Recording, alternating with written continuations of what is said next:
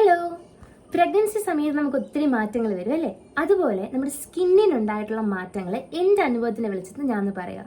Pregnancy സമയത്ത് നമുക്ക് ഓരോ കാര്യവും സംശയമായിരിക്കും. ഇതെന്താ അങ്ങനെ വന്നേ, അതെന്താ ഇങ്ങനെ വന്നേ. അപ്പം മറ്റൊരാളുടെ അനുഭവം കേൾക്കുമ്പോൾ നമുക്ക് കുറച്ചൊരു ആശ്വാസം വരും. അതുകൊണ്ടാണ് ഞാൻ ഈ വീഡിയോ ഷെയർ ചെയ്യുന്നത്. എൻ്റെ പ്രഗ്നൻസി സമയത്ത് ഞാൻ ഡോക്ടറിനെ കാണാൻ പോയിരിക്കുമ്പോൾ എൻ്റെ ഏറ്റവും വലിയ സങ്കടം എന്ന് പറഞ്ഞു കഴിഞ്ഞാൽ എൻ്റെ ചുറ്റുമുള്ള ചേച്ചിമാരും അല്ലെങ്കിൽ ചുറ്റുമുള്ള മറ്റ് ഗർഭിണികളൊക്കെ നല്ല അടിപൊളിയായിട്ട് സുന്ദരികളായിട്ട് വന്നിരിക്കുന്നു. ഞാൻ മാത്രം ഭയങ്കര ഡള്ളായി കുരുക്കളൊക്കെ ആയിട്ട് ഒരു പരുവത്തി വന്നിരിക്കുന്നു. ഇതെന്താ എനിക്ക് മാത്രം ഇങ്ങനെയെന്ന് ഞാൻ വിചാരിക്കുമായിരുന്നു. അപ്പം ചിലർ പറയും, ഓ ആങ്കൊച്ച എന്ന് പറയും, അതുകൊണ്ട് ഇങ്ങനെ ഇരിക്കുന്നതെന്ന്. വെറുതെ എനിക്ക് പെൺകൊച്ച ഉണ്ടായത്. ഈ കൊച്ചിൻ്റെ ജെൻഡറും നമുക്കുണ്ടാകുന്ന സ്കിൻ ചേഞ്ചുമായിട്ട് യാതൊരു ബന്ധവും ഇല്ല. ഒന്നാമത്തെ കാര്യം. രണ്ടാമത്തെ കാര്യം എന്ന് പറഞ്ഞാൽ നമ്മുടെ ബോഡി ഹോർമോൺസ് ചേഞ്ച് ആകുമ്പോൾ നമ്മൾ എങ്ങനെയാണോ നമ്മുടെ ബോഡി റിയാക്ട് ചെയ്യുന്നത് അത് ഓരോ ആൾക്കാർക്കും ഓരോന്നായിരിക്കും.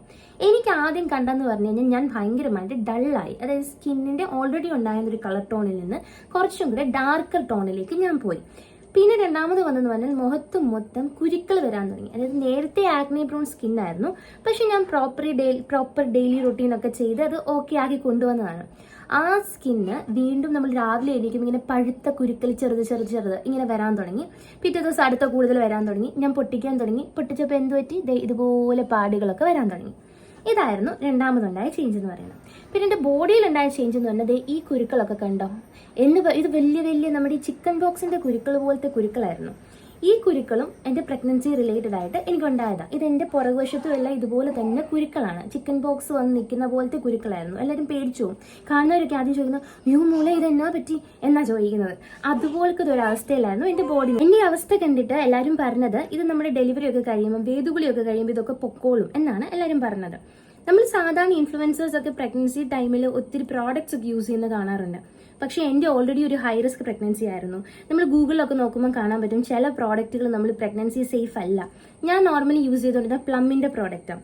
അവരുടെ സൈറ്റിൽ തന്നെ അവർ എഴുതി വെക്കും ചില പ്രോഡക്ട്സിൻ്റെ അടിയിൽ ലാക്ടേറ്റിംഗ് മദേഴ്സ് അല്ലെങ്കിൽ പ്രഗ്നന്റ് ലേഡീസ് യൂസ് ചെയ്യരുത് എന്ന്. അപ്പോൾ റെറ്റിനോൾ, പാരബീൻസ് ഇതുപോലുള്ള കണ്ടന്റുകളുള്ള ഫോർമാൽഡിഹൈഡ് കണ്ടന്റുകളുള്ളത് ഇത് നമ്മുടെ പ്രഗ്നൻസി സമയത്തും അതുപോലെ തന്നെ നമ്മൾ പാല് കൊടുക്കുന്ന മുലയൂട്ടുന്ന സമയത്തൊന്നും നമ്മൾ യൂസ് ചെയ്യാൻ പാടില്ലാത്ത. എന്തിനാ റിസ്ക് എടുക്കുന്നതെന്ന് ഓർത്ത് ഞാൻ വെറും ഫേസ് വാഷ് മാത്രം യൂസ് ചെയ്തത്. ചില ദിവസങ്ങളിൽ രാവിലെ ഫേസ് വാഷ് യൂസ് ചെയ്യും, ചിലപ്പം കുളിക്കാൻ നേരത്ത് മാത്രം യൂസ് ചെയ്യുള്ളൂ. അങ്ങനെ ഒരു യൂസേജ് ആയിരുന്നു. അതുകൊണ്ട് തന്നെ സ്കിന്നിന് പ്രോപ്പർ കെയറും കിട്ടാണ്ടായി. പിന്നെ നമ്മൾ അഥവാ പ്രഗ്നൻസി പീരീഡിൽ നമ്മൾ പ്രോഡക്ട്സ് യൂസ് ചെയ്യുന്നുണ്ടെങ്കിൽ കൃത്യമായിട്ട് അത് പ്രഗ്നൻസി ടൈമിൽ യൂസ് ചെയ്യാൻ പറ്റിയതാണോ എന്ന് നോക്കിയതിന് ശേഷം മാത്രമേ യൂസ് ചെയ്യാവുള്ളൂ. Example glycolic acid, salicylic acid ഇതൊക്കെ തന്നെ ഒരു പെർട്ടിക്കുലർ പെർസെൻറ്റേജ് കോൺസെൻട്രേഷനിൽ കൂടുതലുള്ള പ്രോഡക്റ്റുകളൊന്നും യൂസ് ചെയ്യാൻ പാടില്ലെന്നുള്ളതാണ്. പിന്നെ ഇതെല്ലാം കൂടി ആയപ്പോൾ, അതായത് ഹോർമോണിൻ്റെ കളി, പ്രോപ്പർ സ്കിൻ കെയർ റൊട്ടീൻ ഇല്ലാത്തത്, പിന്നെ സ്ട്രെസ്സ്, ബാക്കിയുള്ള പ്രശ്നങ്ങൾ, ഇതെല്ലാം കാരണം എൻ്റെ സ്കിന്ന് ലാസ്റ്റ് വന്നൊരവസ്ഥയെന്ന് പറഞ്ഞാൽ ഭയങ്കരമായിട്ടുള്ളൊരു മോശം സ്റ്റേജിലേക്ക് വന്നു. ഇനിയൊരു തിരിച്ചുപോക്കേ ഇല്ല എന്നൊരു സ്റ്റേജിൽ. അങ്ങനെ ഇരിക്കെ ഡെലിവറി കഴിഞ്ഞപ്പോൾ എൻ്റെ സ്കിന്നിൽ തന്നെത്താനെ മാറ്റങ്ങൾ വരാൻ തുടങ്ങി. അതായത് നമ്മൾ ഒന്നും ചെയ്യാതെ ഫസ്റ്റ് വന്ന മാറ്റം എന്ന് പറഞ്ഞാൽ എൻ്റെ ചുണ്ട് കണ്ടോ, ഇവിടെ ഫുൾ പിഗ്മെൻറ്റേഷൻ ആയിരുന്നു, ഭയങ്കര പിഗ്മെൻറ്റേഷൻ ആയിരുന്നു. ഈ ചുണ്ട് ഫുള്ള് ഒരുമാതിരി ലൈറ്റ് പിങ്ക് കളർ എന്ന് പറയാൻ പറ്റില്ല, നല്ല കളർ വെച്ചു. അതായത് ആ പിഗ്മെൻറ്റേഷൻ ഫുള്ള് മാറിയിട്ട് ചുണ്ടിന് നിറം വെച്ചു. അതൊരു നല്ല കാര്യമായിട്ട് എനിക്ക് തോന്നി. പിന്നെ രണ്ടാമത്തെ കാര്യം എന്ന് പറഞ്ഞാൽ എൻ്റെ സ്കിന്ന് ആ ഡൾനെസ് തന്നെത്താനെ മാറി സ്കിന്നിന് കളർ വെക്കാൻ തുടങ്ങി. തന്നെത്താനെ ഫുൾ ബോഡി അല്ലെങ്കിൽ ഫുൾ മുഖത്തും ഒക്കെ തന്നെ കളർ വെക്കാൻ തുടങ്ങി. കുരുക്കൾ പഴയതുപോലെ വരുന്നില്ല, എന്നാൽ കുരുക്കളുണ്ട്. അപ്പോൾ ഞാനിപ്പോൾ തീരുമാനിച്ച കാര്യം എന്ന് പറഞ്ഞാൽ നമുക്ക് ഇനിയും കുറച്ച് സ്കിൻ കെയർ റൊട്ടീനൊക്കെ ധൈര്യമായിട്ട് യൂസ് ചെയ്യാം. അതായത് നമ്മുടെ കുഞ്ഞ് നമ്മുടെ കൈ സേഫ് ആണല്ലോ.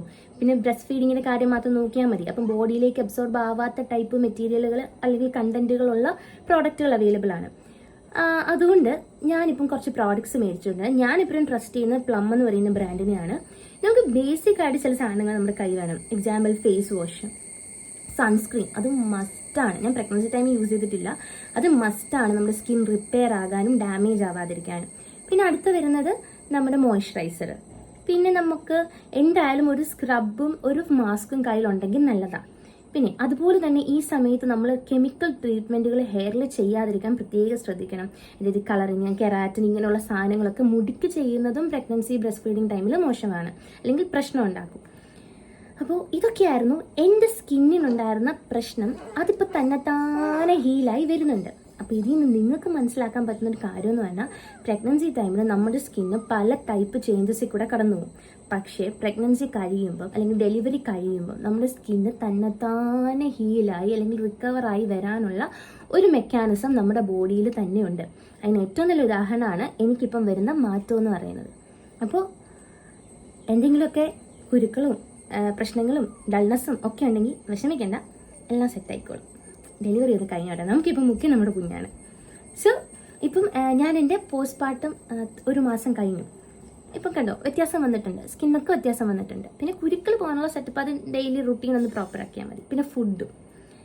സോ എനിക്ക് വീഡിയോ ഹെൽപ്ഫുൾ ആണെന്ന് വിചാരിക്കുന്നു. ഡൾനെസ് ഒക്കെ ഉണ്ടെങ്കിൽ വിഷമിക്കേണ്ട, എല്ലാം സെറ്റാവും. മറ്റൊരു വീഡിയോ കാണാം. ബൈ.